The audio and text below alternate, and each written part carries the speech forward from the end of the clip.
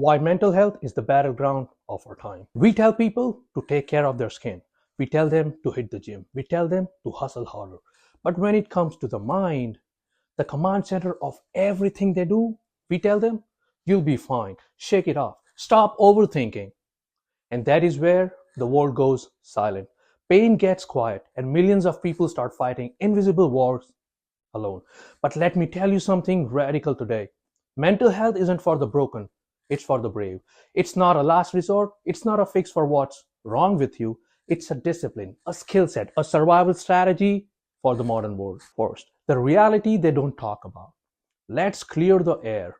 You don't have to hit rock bottom to care about your mental health. You don't have to wait until anxiety becomes a daily alarm clock. Depression makes the weight of your own body feel like a burden. Burnout eats away at your ambition, or rage sneaks into conversations you never meant to weaponize. Mental health is not a response to crisis, it's armor for the battlefield of life. And whether you want to hear this or not, the battlefield has never been more dangerous than it is today. Why? Modern life is engineered for burnout. 24 by 7 notifications, gig economies, social media comparison loops, people living two lives, one in reality, one in online, both exhausting. Trauma is normalized. We dismiss betrayal as a part of growing up. Loneliness as just being busy, but scars don't vanish because we label them differently. And our coping mechanisms are outdated. What did most of us learn growing up? Be strong, don't cry, don't let them see you weak. And that worked. In a world where survival was about fitting in and keeping the peace. Today, that strategy is killing people. Second, the biggest lie, vulnerability is weakness. If I had $1 for every time someone told me, you're strong, you don't need therapy, I would be rich. But here's what they don't understand. Strength without understanding is just stubbornness. And stubbornness, that's not power, that's fear disguised as toughness. The truth, vulnerability does not mean spilling your secrets to strangers. It does not mean crying in front of your boss. And it sure as hell doesn't mean turning your life into a self-help sob story. Vulnerability means confronting the parts of yourself that scare you, the anger you avoid, the guilt you suppress, and the sadness you numb. And it takes real strength to face those shadows without running. Let me ask you, who's brave? The person pretending nothing is wrong, or the one who says, I need to heal and I'm not ashamed of it? That's right. The second one wins every time. Third, hiding doesn't heal you, it traps you.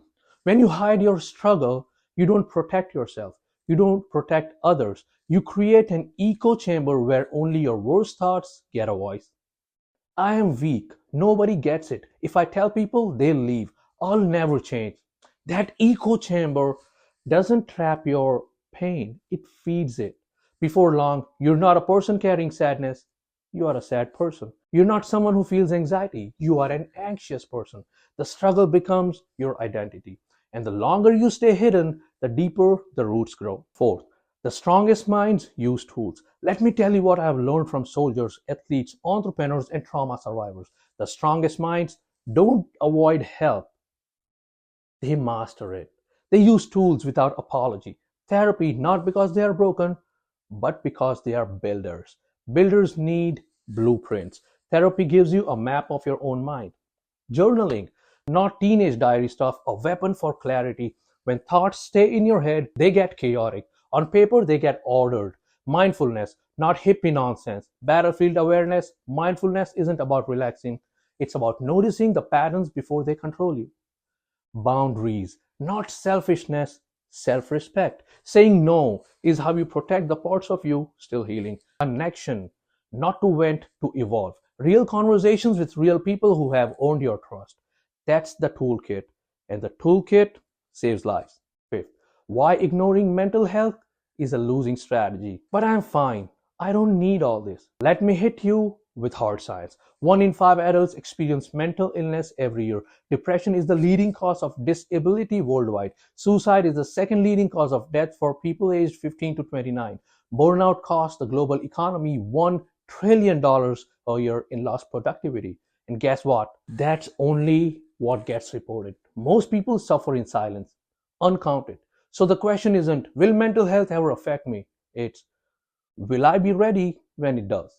6. The cost of waiting. The longer you delay facing your mind, the higher the cost. Relationships break because of unspoken pain. Careers stall because burnout wasn't taken seriously. Families repeat cycles because nobody stepped up to break them. Dreams die because fear ruled decision making. Avoidance is expensive.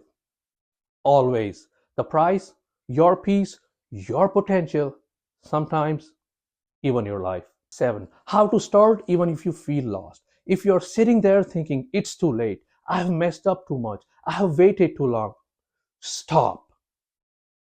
Take a deep breath. Healing is not linear, it's not timed, it's not rationed out based on who deserves it most. It's available the moment you admit you want it and decide you'll work for it. That's it. Start small. Journal for 5 minutes. Text someone you trust. Research a therapist.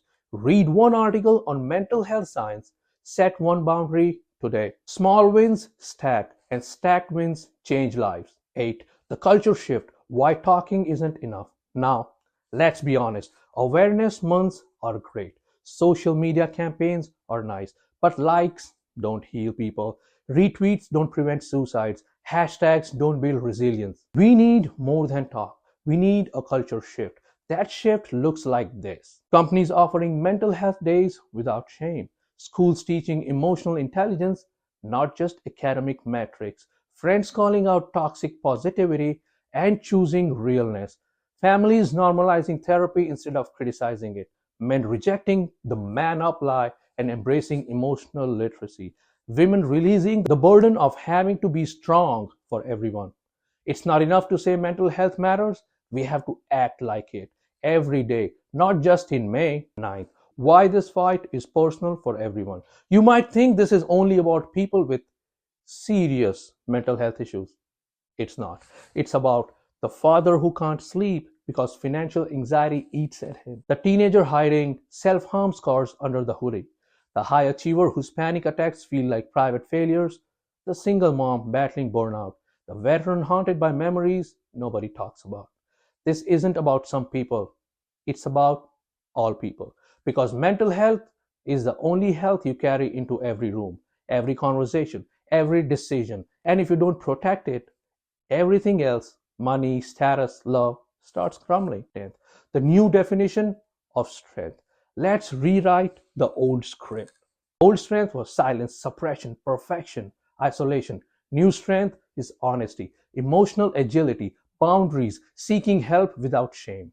New strength builds not just survivors, but leaders. The kind of leaders who don't pretend to be perfect, the kind of leaders who light the path by saying, me too, and here's how I'm fighting back. 11th, the takeaway. Own your battlefield.